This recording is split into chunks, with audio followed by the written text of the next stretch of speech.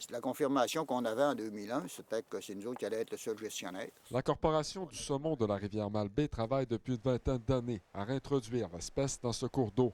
7 millions de dollars ont été investis. La création d'une ZEC saumon est préconisée. On a travaillé d'arrache-pied pour essayer d'amener ce produit-là dans la région. Puis là, présentement, il est prêt à offrir. L'ouverture de la pêche en amont du barrage de Clermont jusqu'au barrage des Érables situé dans le parc des Hautes-Gorges de la rivière Malbaie est attendue par les amateurs.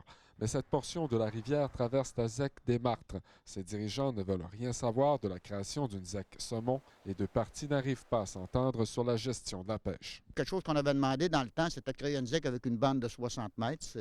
À partir de là, on a vu que ça créait problème. On a rebaissé seulement avec le lit de la rivière. La ZEC des Martres n'a rien contre l'idée de permettre la pêche au saumon dans cette portion de la rivière, mais pas question de céder son territoire.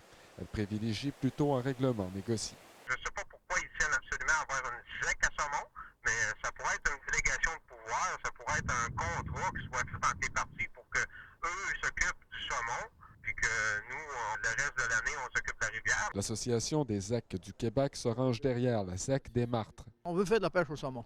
Alors, entre les deux, là, y a-t-il quelque chose sur lequel on peut s'entendre? On peut s'entendre sans qu'on ait une ZEC saumon. La ZEC des Martres affirme vouloir continuer à négocier. De son côté, la Corporation du saumon de la rivière Malbaie affirme qu'il en revient au gouvernement de trancher la question. Patrick Harvey à Clermont.